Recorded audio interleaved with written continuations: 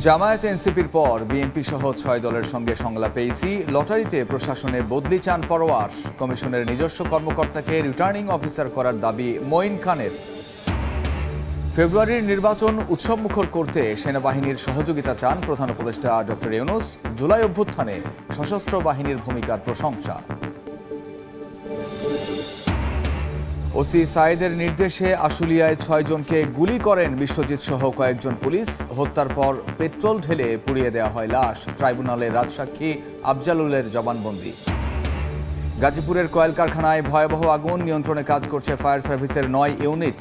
আশপাশের বাসিন্দাদের নিরাপদে সরিয়ে নিয়েছে আইন শৃঙ্খলা বাহিনী।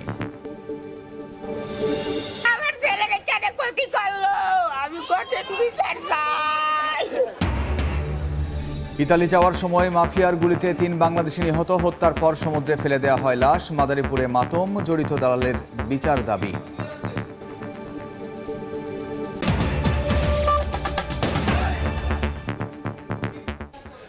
সময় সংবাদের সঙ্গে আছি আমি কামরুজ্জামান মামুন। গাজীপুরে বাঘের বাজার এলাকায় কয়েল কারখানায় ভয়াবহ আগুন লেগেছে। নিয়ন্ত্রণে কাজ করছে ফায়ার সার্ভিসের ৯টি ইউনিট। এই মুহূর্তে সেখানে আছেন সহকর্মী মেহেদি হাসান। সরাসরি যাচ্ছি তার কাছে। মেহেদি, শেষ খবর পাওয়া পর্যন্ত ৯টি ইউনিট কাজ করছে এবং সেই ৯টি ইউনিট এখন পর্যন্ত আপ্রাণ চেষ্টা করে যাচ্ছে আগুন নিয়ন্ত্রণে আনার। তবে আমরা যতদূর জানতে পেরেছি এখনও আগুনটি নিয়ন্ত্রণে আসেনি।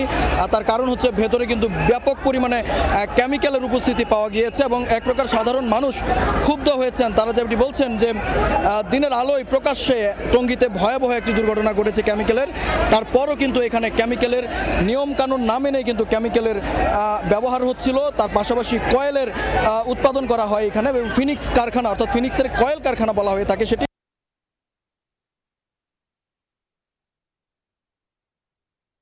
জনতা কিছুক্ষণ পরপরই কথা বলতে চাচ্ছেন এবং তাদেরকে আটকাতে কিন্তু এক প্রকার বাধাগ্রস্ত হচ্ছেন আইন শৃঙ্খলা বাহিনী থেকে শুরু করে এই কারখানার কর্মকর্তা যারা রয়েছেন তারা। আমরা কিছুক্ষণ আগে সাংবাদিকরা যারা রয়েছেন তারাও তাদেরকে আটকাতে ভেতরে প্রবেশ করতে দেওয়া হচ্ছে না।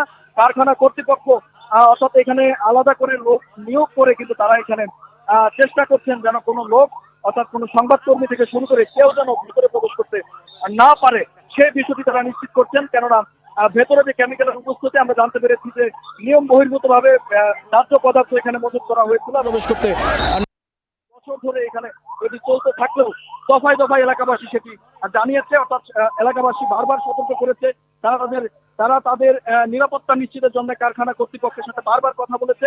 তবে কারখানা কর্তৃপক্ষ সেটি আমলে নেয়নি। না নিয়েই কিন্তু এখানে এই কেমিক্যালের মজুত রাখা হয়েছিল এবং এই কেমিক্যালের মাধ্যমে আজকে এই ভয়াবহ দুর্ঘটনাটি করেছে। এবং এই মুহূর্তে দেখতে পাচ্ছি আরো 2টি ইউনিট এখানে এসে যোগ হয়েছে। অর্থাৎ 9টি ইউনিট ছিল এবং 9টির পর এই মুহূর্তে আরো 2টি ইউনিট এসে যোগ হয়েছে এবং আইন শৃঙ্খলা বাহিনীর একাধিক সংস্থা, র্যাব, পুলিশ সহ আনসারবাহিনী থেকে শুরু করে সকল সংস্থাই কিন্তু এখানে কাজ করছে এবং তারা চেষ্টা করছে উৎসুক জনতার ভিড় নিয়ন্ত্রণ করতে এবং তার পাশাপাশি ভেতরে যাতে কেউ প্রবেশ করতে না পারে। এবং একটু জানিয়ে রাখতে চাই গাজীপুরে কিন্তু এই যে কেমিক্যালের যে ভয়াবহতা অর্থাৎ কেমিক্যালের কারণে যে এই ধরনের অগ্নিকাণ্ডের ঘটনা ঘটে সেটি কিন্তু ক্রমশই বাড়তি পথে।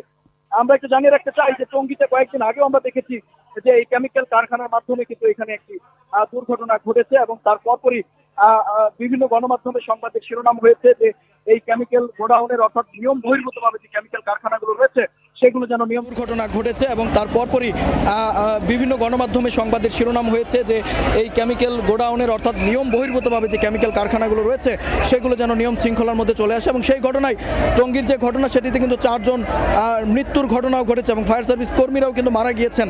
তারপরও কিন্তু এই এলাকায় কেমিক্যাল যে কারখানাগুলো রয়েছে সেগুলো কিন্তু দিনের পর যতদিন আসলে বন্ধ করে রাখা যায় বন্ধ করেছে এবং তারপর পুনরায় কিন্তু আবারও সেই কেমিক্যাল কারখানাগুলো কিন্তু আবারও তাদের কার্যক্রম শুরু করেছে। আমরা একটু জানিয়ে রাখতে চাই যে এই কারখানাটি তার আশপাশে কিন্তু ব্যাপক ঘনবসতিত এলাকা, শিল্পাঞ্চল হওয়ায় কিন্তু আশপাশে যে ঘরবাড়িগুলো রয়েছে সেই ঘরবাড়িতেও মানুষ ছিল এবং এইটার ভেতরেও যেহেতু আজকে অফিস দিবস অর্থাৎ এই দিনে কিন্তু প্রতিষ্ঠান খোলা ছিল এবং কারখানার কর্মকর্তারা ভেতরে কাজ করছিলেন এমনটা কিন্তু তারা বলছেন অন্যান্য শ্রমিকরা। তবে ভেতরে বর্তমানে কি পরিস্থিতি, যেহেতু ভেতরে কেমিক্যাল রয়েছে এবং ফায়ার সার্ভিস কর্মীরা কিন্তু এখন পর্যন্ত তারা ভেতরে প্রবেশ করতে পারেনি। বাইরে থেকে অর্থাৎ কেমিক্যাল বন্ধ করার যেই দাহ্য পদার্থ, আগুন নেভানোর জন্য যেই ধরনের পদার্থ তারা ব্যবহার করে থাকেন সেগুলোই কিন্তু দিয়ে আগুন নেভানোর চেষ্টা করা হচ্ছে। তবে এখন পর্যন্ত ফায়ার সার্ভিসের কর্মকর্তারা তারা কিন্তু ভেতরে প্রবেশ করতে পারেননি। তার কারণ ভেতরে কি ধরনের কেমিক্যাল রয়েছে সেটিও কিন্তু এখানে আসলে কোনো তালিকা নেই। কেননা সাধারণত নিয়ম অনুযায়ী যেটা বলা হয়ে থাকে যে ভেতরে কি ধরনের কেমিক্যাল রয়েছে সেগুলো তালিকা আকারে কিন্তু এখানে লিখে রাখতে হয়। তবে সেই তালিকা এখানে না থাকায় ফায়ার সার্ভিসের কর্মীরাও কিন্তু জানতে পারছেন না যে ভেতরে কী ধরনের কেমিক্যাল রয়েছে এবং কোনো বিস্ফোরণের ঘটনা ঘটবে কিনা সেটাও কিন্তু সহজে আন্দাজ করা যাচ্ছে যে বিস্ফোরণ ঘটলেও কিন্তু ঘটতে পারে। সেই ঝুঁকি থেকেই কিন্তু ফায়ার সার্ভিসের কর্মীরা এখন পর্যন্ত ভেতরে প্রবেশ করেননি। তবে আমরা যেমনটা দেখতে পাচ্ছি যে ফায়ার সার্ভিসের ঊর্ধ্বতন কর্মকর্তারা কিন্তু এখানে এসেছেন। আগুনের ভয়াবহতা কিন্তু ক্রমশই বাড়ছে। তবে পানির সূত্রপাত নিয়ে তারা কথা বলেছিলেন, যেহেতু আশপাশে ঘনবসতি এবং তার পাশাপাশি আমরা দেখতে পাচ্ছি পাশেই কিন্তু একটি ফিলিং স্টেশন রয়েছে। যদি আগুনটি কোনোভাবে ফিলিং স্টেশনে এসে লাগতো সেটি আরও ভয়াবহ আকার ধারণ করতো এবং পুরো এলাকাটি কিন্তু এক ধরনের রণক্ষেত্রে পরিণত হতো, এমনটাই কিন্তু আমরা ধারণা করছি। কেননা একটু জানিয়ে রাখতে চাই যে কেমিক্যাল কারখানার যে নিয়মকানুন যেটি বলে, সাধারণত ফিলিং স্টেশন অথবা কেমিক্যালের অর্থাৎ যে দোকান, যেহেতু কারখানার যেহেতু এখানে কেমিক্যাল রয়েছে এবং কেমিক্যাল এবং ফিলিং স্টেশনকে একসাথে হতে পারে কিনা সেটি নিয়েও কিন্তু প্রশ্ন রয়েছে। এলাকাবাসী যেটি বলছেন, বারবার তারা এই কারখানা কর্তৃপক্ষ এবং ফিলিং স্টেশনের কর্মকর্তাদের কিন্তু জানিয়েছেন যে এটি নিয়ে সুনির্দিষ্ট ব্যবস্থা নেওয়ার জন্য। সেটা তবে এখন পর্যন্ত সেটি নিয়ে কোনো তাৎক্ষণিক পদক্ষেপ নেয়নি এই কর্মকর্তা যারা রয়েছেন তারা। এবং তার পাশাপাশি গাজীপুরের বাঘের বাজার এলাকায় কয়েল কারখানায় যে আগুন লেগেছে তার সবশেষ জানতে ভিজিট করুন সময় টিভির ফেসবুক পেজে। নির্বাচন সামনে রেখে জামায়াত, এনসিপি সহ 7টি দলের সঙ্গে বৈঠকের পর বিএনপির সঙ্গে সংলাপে বসেছে নির্বাচন কমিশন। প্রশাসনকে দল নিরপেক্ষ করতে লটারির মাধ্যমে ডিসি, এসপি বদলির দাবি জানিয়েছে জামায়াত। গণভোট নিয়ে ইসির প্রস্তুতি ও বাস্তবায়ন প্রক্রিয়া জানতে চেয়েছে এনসিপি। ইসির নিজস্ব কর্মকর্তাকে রিটার্নিং কর্মকর্তা করার দাবি জানায় বিএনপি। আর কেন্দ্রে ভোটার আনতে দলগুলোর কাছে সহযোগিতা চেয়েছেন প্রধান নির্বাচন কমিশনার।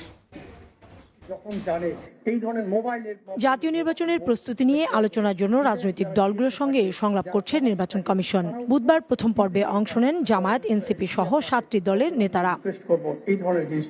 সংলাপের শুরুতেই বক্তব্য রাখেন প্রধান নির্বাচন কমিশনার এএমএম নাসিরউদ্দিন। বলেন, সুন্দর নির্বাচনের জন্য শুধু আচরণবিধি প্রস্তুত থাকলেই হবে না, প্রতিপালনও করতে হবে দলগুলোকে। একই সঙ্গে কেন্দ্রে ভোটার আনতে দলগুলোর কাছে সহযোগিতা চান তিনি। আমরা একটা আচরণবিধি ফাইনাল চূড়ান্ত করেছি, এটা ফাইনাল অ্যাপ্রুভ হয়েছে, অনুমোদিত আচরণবিধি। আপনাদের সহযোগিতা চাওয়া, আপনারা সবাই, শুধু নির্বাচন কমিশন একা নয়, আপনারা সবাই কিন্তু জাতির কাছে ওয়াদাবদ্ধ একটা সুন্দর, ক্রেডিবল, গ্রহণযোগ্য নির্বাচন নিশ্চিত করার জন্য। পরে রাজনৈতিক দলের প্রতিনিধিরা একে একে নিজেদের দাবি তুলে ধরেন। আচরণবিধি সংশোধনের প্রশ্নে সবাই একই সুরে কথা বলেন। আচরণবিধি খুঁজে তো পাওয়া যায় না। Who will impose the punishment?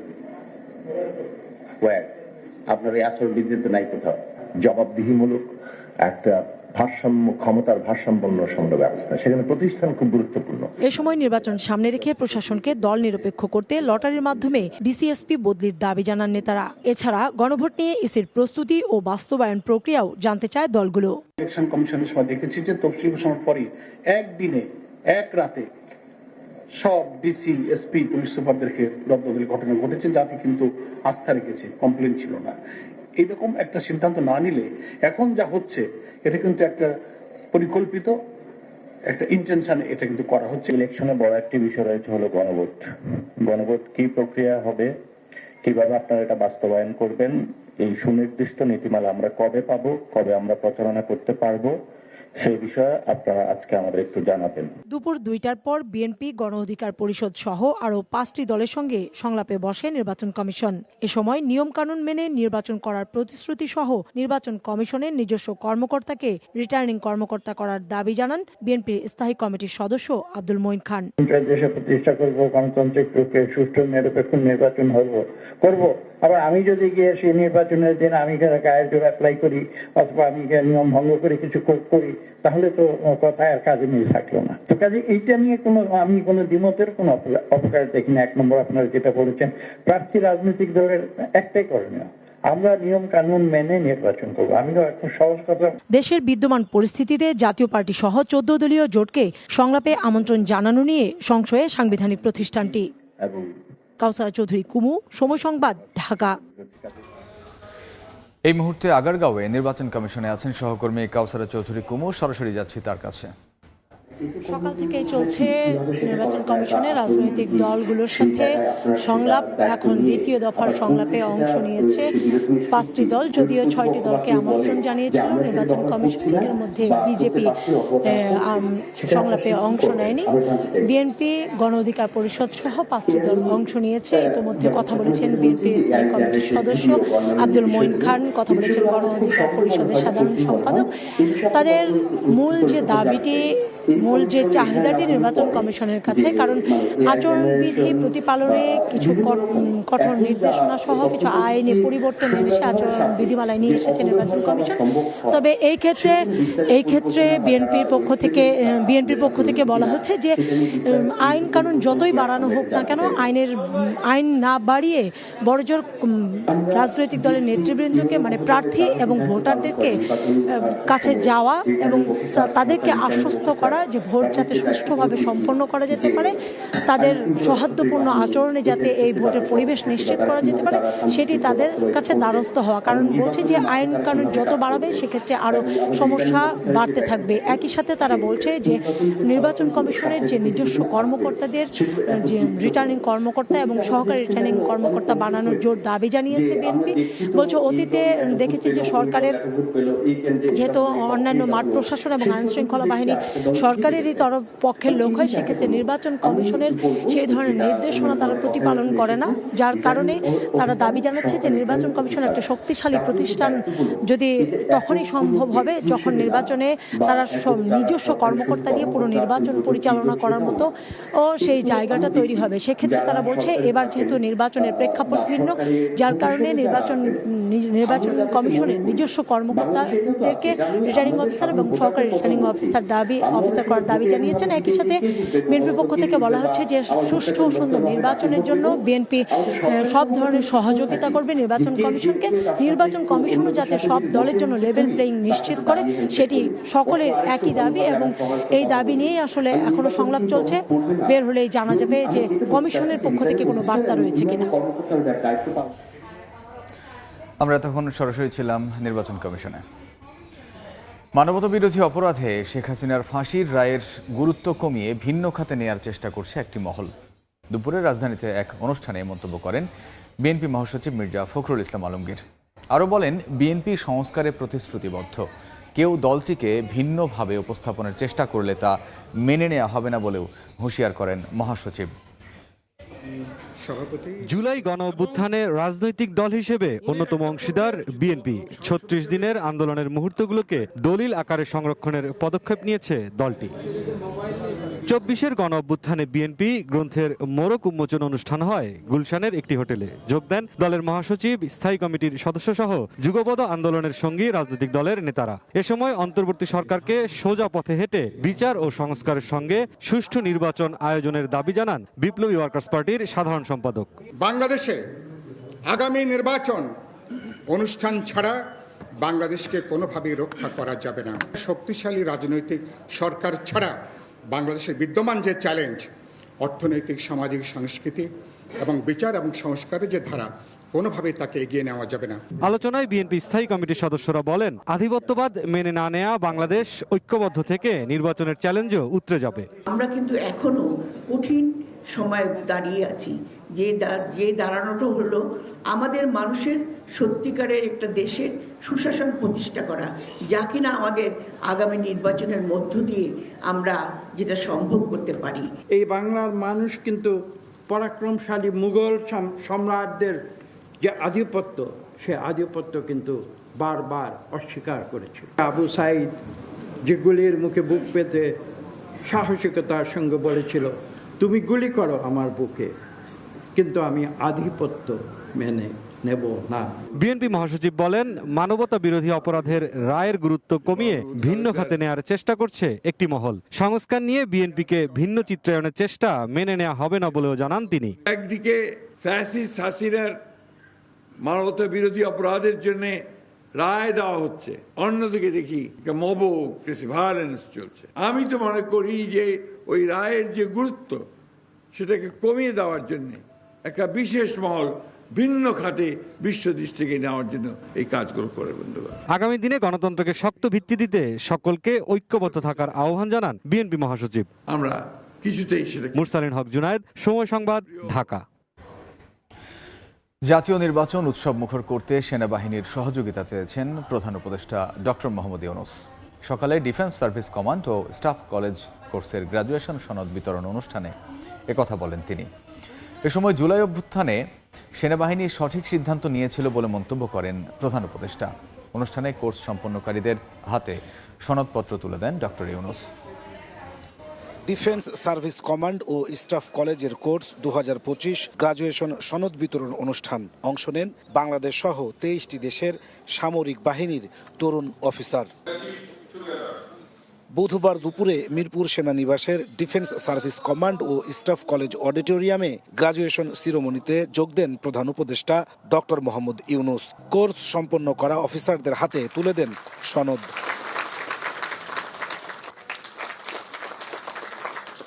অফিসাররা জানান, অর্জিত জ্ঞান ব্যক্তি ও পেশাগত জীবনে কাজে লাগিয়ে দেশের যে কোনো সংকটময় মুহূর্তে ভূমিকা রাখতে সাহায্য করবে। We work here in multinational environment. This is first time for me. I work with Navy and Army and Air Force together in the Joint Syndicate. So a lot of experience and many knowledge I will take it back home with me. কোর্সের মধ্যে ভ্রাতৃত্ব হয়েছে। এই যে আমরা কয়েকটি মেয়ে এতগুলো ছেলের মাঝে কোর্স করেছি, আমাদেরকে নিজেদেরকে আমরা কতটা স্ট্রং সেটা আমি আবিষ্কার করেছি। যে কোনো যুদ্ধের পরে যেন আমরা শান্তি স্থাপন করতে পারি সেটারই মূলত প্রশিক্ষণ আমাদের হয়ে থাকে। এ সময় জুলাই গণ অভ্যুত্থানে সেনাবাহিনীর ভূমিকার ভূয়সী প্রশংসা করেন প্রধান উপদেষ্টা। বলেন, সেনাবাহিনী সঠিক সময়ে সঠিক সিদ্ধান্ত নিয়েছিল। All the armed forces, the entire rank and file, under the leadership of their leaders, stay committed to the people. As a result, it came to an end very quickly. ফেব্রুয়ারির নির্বাচনকে শান্তিপূর্ণ ও আনন্দমুখর করতে সেনাবাহিনীর সহায়তা চান doctor Mohammad Yunus. Now the time for election, we are looking forward to it, and we announced the date for February, first half of February. Again, we need the support from our armed forces, from our police, and law enforcing agencies, all types. এবার কোর্সে অংশ নেন বাংলাদেশ, চীন, ভারত, তুরস্ক, পাকিস্তান সহ বিশ্বের 24টি দেশের 311 জন তরুণ সামরিক অফিসার। নাজমুস সালেহী, সময় সংবাদ, ঢাকা। আশুলিয়ায় হত্যার পর 6 লাশ পোড়ানোর মামলায় ট্রাইব্যুনালে জবানবন্দি দিলেন আসামি থেকে রাজসাক্ষী হওয়া সাবেক এসআই আফজালুল হক। সাক্ষী বলেন, 5 আগস্ট বিকেল 4টায় ওসি সায়েদের নির্দেশনায় এএসআই বিশ্বজিৎ সহ কয়েকজন পুলিশ সদস্য এ হত্যাকাণ্ডে অংশ নেন। এরপর পেট্রোল ঢেলে পুড়িয়ে দেওয়া হয় মরদেহ। এ সময় শহীদ আহতদের কাছে ক্ষমা চান এসআই আফজালুল হক। 5 আগস্ট শেখ হাসিনা পদত্যাগ করে ভারতে পালিয়ে যাওয়ার পর দেশের অন্যান্য স্থানের মতো বিজয় মিছিলে অংশ নেন আশুলিয়ার ছাত্র জনতা। মিছিল নিয়ে থানার সামনে গেলেই তাদের লক্ষ্য করে গুলি ছোড়ে পুলিশ। নিহত হন 6 জন, পরে তাদের মরদেহ পুড়িয়ে দেওয়া হয়।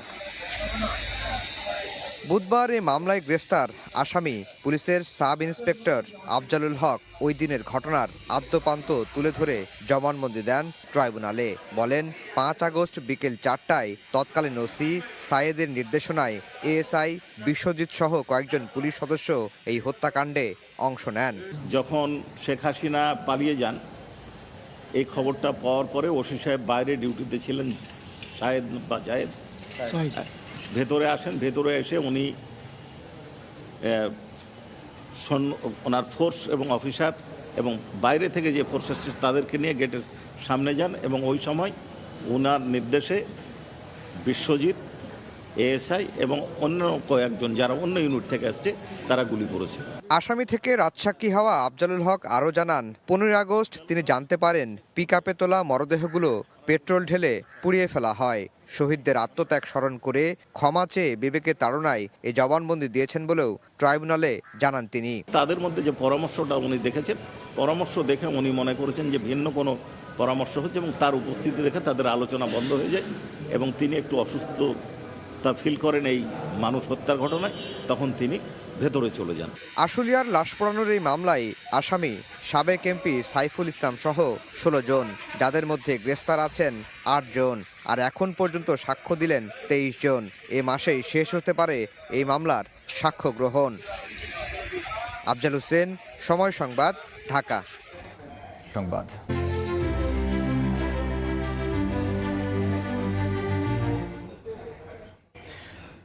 ইটভাটা সচল রাখার দাবিতে সাভারে ঢাকা আরিচা মহাসড়ক অবরোধ করে বিক্ষোভ করেছেন মালিক শ্রমিকরা। ইটভাটাকে ডি গ্রেডে চিহ্নিত করে সরকারের জারি করা পরিপত্র 6 মাস স্থগিতের দাবি তাদের। এদিকে সড়ক অবরোধ করায় সৃষ্টি হয় তীব্র যানজট, এতে ভোগান্তিতে পড়েন যাত্রীরা। মোজাফর হোসেন জয়ের তথ্য ও মনির হোসেনের ছবি নিয়ে রিপোর্ট। ইটভাটা চালু রাখার দাবিতে ঢাকা আরিচা মহাসড়ক অবরোধ করে মালিক শ্রমিকদের বিক্ষোভ। বুধবার সকাল 10টায় আমিনবাজারের সালেহপুর ভাঙা ব্রিজ এলাকায় অবস্থান নিয়ে প্রশাসন এবং পরিবেশ অধিদপ্তরের অভিযানের প্রতিবাদে মহাসড়ক অবরোধ করেন আন্দোলনকারীরা। এতে সড়কের দুপাশে সৃষ্টি হয় তীব্র যানজট। ইটভাটাকে ডি গ্রেডে চিহ্নিত করে জারি করা পরিপত্র 6 মাস স্থগিতের দাবি তাদের। যদি আমাদের ইটভাটার জন্য ঢাকার পরিবেশ দূষিত হয়, সে পরিবেশ আমরা দূষিত করতে চাই না, কিন্তু আমাদের এই সিজনটা সময় আমাদের দিতে হবে। 2025 সাল থেকে 2026 সাল পর্যন্ত আমরা এই 6 মাসের জন্য সরকারের কাছে অকুল আবেদন, আমাদের বাটা চলতে হবে। আমরা চাই আমরা সুষ্ঠুভাবে সুন্দরভাবে এই বছর ধরে ব্রিকফিলটা করতে পারি, পরে যদি না দেয় সেটা অন্য কথা। খবর পেয়ে পরিস্থিতি নিয়ন্ত্রণে ঘটনাস্থলে যায় পুলিশ ও সেনাবাহিনী। পরে আলোচনার আশ্বাসে প্রায় 2 ঘন্টা পর অবরোধ তুলে নিলে মহাসড়কে যান চলাচল স্বাভাবিক হয়। গত 17 আগস্ট 106টি ইটভাটা বন্ধের সিদ্ধান্তে পরিপত্র জারি করে সরকার। সময় সংবাদ, সাভার। সমুদ্রপথে ইতালি যাওয়ার সময় লিবিয়ায় মাফিয়ার গুলিতে মারা গেল 3 বাংলাদেশি। তারা সবাই মাদারীপুরের বিভিন্ন গ্রামের বাসিন্দা। এ ঘটনায় পরিবারে চলছে মাতম। দালালের দৃষ্টান্তমূলক শাস্তির দাবি স্বজন ও এলাকাবাসীর। আর অভিযোগ পেলে আইনগত ব্যবস্থার কথা জানিয়েছে পুলিশ। শাহাদত আকনের ছবিতে সঞ্জয় কর্মকার, অভিজিতের রিপোর্ট। সমুদ্র পথে ইতালি যাওয়ার সময় মাফিয়াদের গুলিতে প্রাণ গেল 3 যুবকের। সন্তানের মৃত্যুর খবরে পরিবারে শোকের মাতম। ইতালি যাওয়ার উদ্দেশ্যে গত 8 অক্টোবর বাড়ি ছাড়েন মাদারীপুরের আদিত্যপুর গ্রামের ইমরান খান। সরাসরি ইতালি পৌঁছে দেবে এমন শর্তে মানব পাচার চক্রের সদস্য শিপন খানের সঙ্গে চুক্তি হয় 22 লাখ টাকায়। তবে ইমরানকে লিবিয়ায় আটকে নির্যাতন করে পরিবার থেকে বাড়তি 18 লাখ টাকা আদায় করা হয়। সবশেষ 1 নভেম্বর ইঞ্জিন চালিত নৌকায় ইতালির উদ্দেশ্যে যাত্রা করলে ভূমধ্য সাগরে মাফিয়ার গুলিতে মারা যান ইমরান। মঙ্গলবার এই খবর পায় পরিবার। আমার আগে বলছিল কি 17 লাখ টাকা দিবেন, পরে 5 লাখ, পরে বলছে কি 22 লাখ টাকা না দিলে আমরা গেমে দেব না। আমাদের 40 লাখ টাকা নেওয়ার পরে কেন আমার বাইরে কন্টাক্ট করে ভোটটা চালাম না? আমার ভাই যদি কন্টাক্ট করে ভোটটা চালাতো তাহলে তো আমার ভাই বাচ্চা থাকতো। মাফিয়াদের গুলিতে একই নৌকায় মারা যায় রাজৈর উপজেলার দুর্গাবদ্দি গ্রামের মুন্না তালুকদার ও ঘোষালকান্দি গ্রামের বাইজিৎ শেখ। 3 যুবকের মৃত্যুর পর লাশ ফেলে দেয়া হয় সাগরে। সুস্থ দাবি করে আর কি, যার সঠিক বিচার দেওয়া হয় আর কি। তবে এই ঘটনায় শিপন জড়িত নন এমনটাই দাবি তার স্বজনদের। আরে দেশে বিদেশ বাহিরে তো যায়, আরো নতুন তোর জানে আরো লোক যায় বিভিন্ন ধরনের, কিভাবে কি হয়েছে এটা তো আমরা বলতে পারি না। এদিকে লিখিত অভিযোগ পেলে আইনগত ব্যবস্থা নেওয়ার কথা জানায় পুলিশ। ভুক্তভোগীর পরিবার যদি আমাদের আইনি সহায়তা চায়, মামলা করে, সেই ক্ষেত্রে আমরা আইনগত ব্যবস্থা নেব। গত কয়েক বছর ধরে লিবিয়ায় অবস্থান করছেন শিপন। আত্মীয় স্বজনদের মাধ্যমে এলাকার যুবকদের ইতালি নেয়ার প্রলোভন দেন তিনি। এর আগেও এমন ঘটনা হলেও ধরাছোঁয়ার বাইরে অভিযুক্ত। সঞ্জয় কর্মকার, অভিজিৎ, সময় সংবাদ, মাদারীপুর। দেখছেন সময় সংবাদ। লেবাননের দক্ষিণাঞ্চলে ইসরায়েলি বিমান হামলায় 13 জন নিহত হয়েছেন, আহত হয়েছেন 4 জন। স্থানীয় সময় মঙ্গলবার দেশটির ইন এল হিলওয়ে শরণার্থী শিবিরে হামলা চালায় ইসরায়েলি সেনারা, যেখানে একটি গাড়িকে লক্ষ্য করা হয়। লেবাননের স্বাস্থ্য মন্ত্রণালয় জানায় আহতদের এরই মধ্যে স্থানান্তর করা হয়েছে। ইসরায়েলের দাবি, হামলার লক্ষ্য ছিল হামাসের সশস্ত্র সদস্যরা, যারা শিবিরে প্রশিক্ষণ কেন্দ্র পরিচালনা করছিল। তবে হামাস দাবি করে তাদের লেবাননের শরণার্থী শিবিরে কোনো প্রশিক্ষণ কেন্দ্র নেই। দেখছেন সময় সংবাদ। দেশের প্রথম ক্রিকেটার হিসেবে ১৭তম টেস্ট খেলতে নামলেন মুশফিকুর রহিম। অভিজ্ঞ এই ব্যাটারের এমন মাইল ফলক উদযাপনে নানা আয়োজনে শুরু হয় মিরপুর টেস্ট। বিসিবির তরফ থেকে স্মারক ক্যাপ আর টেস্টের প্রথম ও বর্তমান দলের স্বাক্ষর সম্বলিত বিশেষ জার্সি তুলে দেওয়া হয়। বিশেষ এই ম্যাচের সাক্ষী হতে এদিন সাবেক আর বর্তমান ক্রিকেটারদের মিলন মেলায় পরিণত হয় হোম অব ক্রিকেট। ওই ম্যাজিক্যাল 3 ফিগারে পৌঁছাতে গুনে গুনে 20 বছর পরিশ্রম, একাগ্রতা আর নিবেদন সব মিলিয়ে এমন মাইলফলকে বাংলাদেশের মিস্টার ক্রিকেট। মুশফিকুর রহিমের ১৭তম টেস্ট উদযাপনে তাই রঙিন সাজে সেজেছে হোম অফ ক্রিকেট। সকাল থেকেই বেড়েছে ভিড়। সাবেক থেকে নারী ক্রিকেটার, স্কুল, কলেজ, মাদ্রাসা ছাত্ররাও এসেছেন কিংবদন্তির এমন অর্জনের সাক্ষী হতে। শ্রীলঙ্কার গল স্টেডিয়ামে মুশফিক ভাই যখন 200 রান করে, কোনো সাপোর্টার মানে একা একজন সাপোর্টার ছিলাম আমি, ওই মুহূর্তটা আসলে অসাধারণ। লিজেন্ডারি প্লেয়ার হিসেবে মুশফিকুর রহিম 100 নাম্বার টেস্ট খেলতেছে, এটি আমাদের জন্য একটি বড় সৌভাগ্যের বিষয়। মুশফিকের যে ফিটনেস, তার যে ডিসিপ্লিন লাইফ এবং অত্যন্ত পরেশগার একটা ছেলে, অত্যন্ত ব্রিলিয়ান্ট একটা ছেলে, যে বাংলাদেশের অনেক প্লেয়ারদের কাছে সে জেনারেশন আসবে, তাদের এখান থেকে অনেক কিছু একটা শিক্ষা নেওয়া উচিত। ছোটবেলা থেকে ওনার খেলা দেখছি এবং ওনাকে দেখে আমি বলবো যে হার্ড ওয়ার্কিংয়ের যে ইচ্ছাটা, সেটা আমি বলবো যে আমাদের অনেক প্লেয়ারদের ভিতরে ওটা কাজ করে। আমার তাকে দেখে অনেক ইন্সপায়ার হই, তার ডিসিপ্লিন, তার সব কিছু, তার সততা। উনি 100তম টেস্ট খেলতেছে, আমি দোয়া করি উনি আরও নিজের সেরাটা দিতে পারুক। আমরা সহ যারা ইয়াং ক্রিকেটার রয়েছি তাদের কাছে একটা এক্সাম্পল সেট হয়ে থাকবে। এ পর্যায়ে শীর্ষ সংবাদগুলো জানিয়ে দিচ্ছি আরেকবার। জামায়াত এনসিপির পর বিএনপি সহ 6 দলের সঙ্গে সংলাপে ইসি। লটারিতে প্রশাসনে বদলি চান পরোয়ার। কমিশনের নিজস্ব কর্মকর্তাকে রিটার্নিং অফিসার করার দাবি মঈন খানের। ফেব্রুয়ারির নির্বাচন উৎসব মুখর করতে সেনাবাহিনীর সহযোগিতা চান প্রধান উপদেষ্টা ডক্টর ইউনূস। জুলাই অভ্যুত্থানে সশস্ত্র বাহিনীর ভূমিকার প্রশংসা।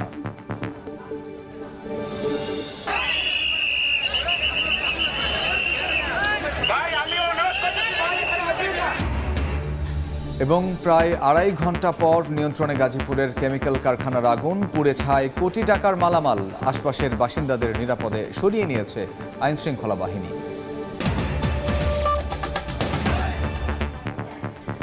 এই ছিল বিকেল 3টার সময় সংবাদে। এরপর আন্তর্জাতিক সময়ের সঙ্গে থাকবেন রাইসা জান্নাত। ধন্যবাদ মামুন। আন্তর্জাতিক সময় নিয়ে আসছে কিছুক্ষণ পরেই, সঙ্গেই থাকুন সময়।